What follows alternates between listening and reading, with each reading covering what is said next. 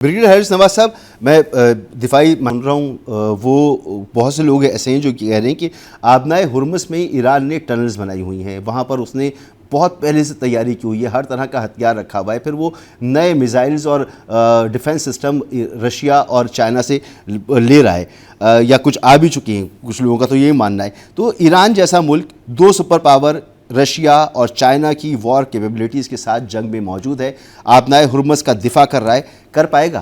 उनको 25-30 साल से पता था कि एक दिन ईरान ने और अमेरिका ने और इजराइल ने ईरान पर अटैक करना है। सो उन्होंने प्लान यही किया कि हम अपना दिफा मजबूत करें, इंडिजिनस चीज़ें बनाएं। उन्होंने एयरफोर्स पे जोर नहीं दिया, उन्होंने सिर्फ ड्रोन्स जो इंडिजिनसली बनाए, और उसके बाद उन्होंने सेकंड जो है वो उन्होंने मिसाइल्स के ऊपर hypersonic, supersonic, cruise missile, intercontinental, they made all missile, और उस पर उन्होंने बहुत महारत की। और सेकंड ये सारे उन्होंने माउंटेनस एरिया में जाके वहाँ पर ये अंडरग्राउंड बनाए हैं, ट्रेन भी चलती है और अंडरग्राउंड उनको पता नहीं चल सकता। लाइकवाइज उन्होंने ये जो स्टेट ऑफ हॉर्मुज़ है इसके अंदर भी उन्होंने प्रॉपर तरीके से सारी माइंस लगाई हुई हैं, और इसके साथ उन्होंने वहाँ पर ड्रोन्स, उसके बाद मिसाइल्स, ये सब अरेंजमेंट करके रखा हुआ है।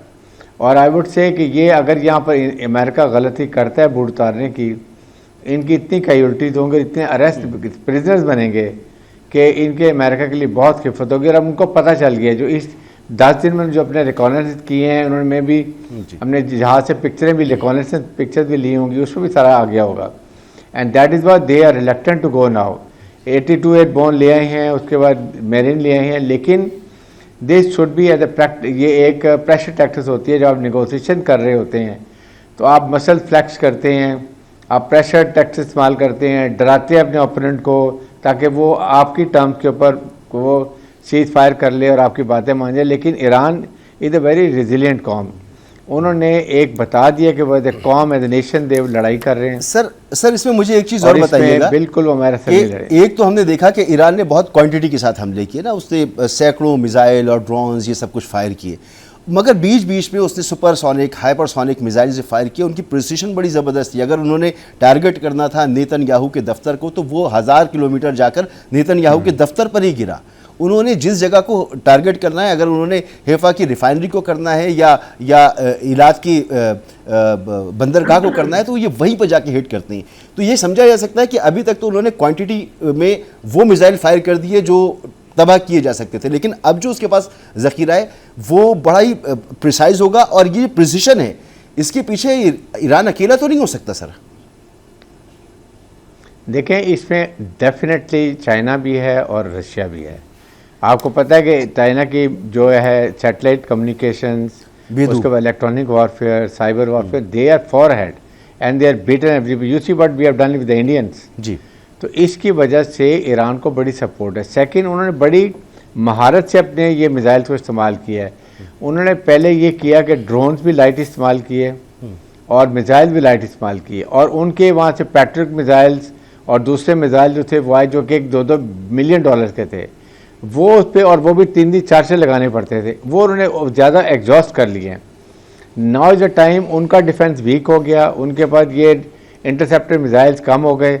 नाउ ईरान के पास ज़्यादा अपॉर्चुनिटी है कि वो उनका नुकसान पहुँचाए। और एक बात जाके देखिए, Iran is a very small country, Israel, ये Iran is a big country and Israel a very small country. इसलिए इजराइल में जो भी जितना गिरता है जाके मिसाइल, वो बहुत नुकसान पहुँचाता है। And they are very sensitive to ये ह्यूमन कैजुअल्टी, स्ट्रक्चरल डैमेज। उनके बाद इनका मिलिट्री इंफ्रास्ट्रक्चर तबाह हो रहा है। मेरे ख्याल में कहीं ना कहीं इजराइल की टेस्टेड अंडरस्टैंडिंग है, रिक्वेस्ट है अमेरिका को कि please go for ceasefire, we are exhausted. उनके डिफेंस मिनिस्टर ने कह दिया कि वी आर ओवर। तो सर ये मान लेना कि ईरान जो है उसकी ही कंडीशंस जो हैं वो टेबल पर ज़्यादा माने जाने की पोजीशन में होंगी। देखिए, this is what I am saying कि ईरान को इस वक्त जी आज की तारीख में अगर निगोसिएशंस होते हैं, Iran is the moral ground पे भी, उसके बाद मिलिट्री ग्राउंड के ऊपर भी, और उसके बाद आप पॉइंट ऑफ स्ट्रेंथ से आप निगोशिएट कर रहे हैं, and that is a favour to Iran. ठीक, इसलिए ईरान को चाहिए कि बजाय इसके कि और डिस्ट्रक्शन हो और नुकसान हो, यू हैव गेन, आपने हरमूज को भी कंट्रोल किया हुआ जी। है, मिसाइल भी आपके बचे हुए हैं, आपकी गवर्नमेंट भी रिजीम चेंज नहीं कर सकी जो उनके पॉइंट थे, और उसके बाद न्यूक्लियर भी जो उनका 460 ग्रेड है किलोग्राम enriched uranium, वो भी उनका पड़ा हुआ है, जो कि अभी वो इसको भेजना चाहते हैं, चाहे वो रशिया में चला जाए या चाइना में चला जाए। सो इसलिए इस स्टेज के ऊपर इनके लिए बेहतर है कि ये अगर कर लें, उसको अमेरिका को face saving they, because super power है इस वक्त, वो अगली स्ट्रैटेजी नहीं बनाई थी, तो अब उनको ये मौका मिलेगा जहाँ भी बैठ वो पाकिस्तान और ये ममालिक बैठ के कहीं ना कहीं फ़ायदा हाल निकाल लेंगे। ठीक है।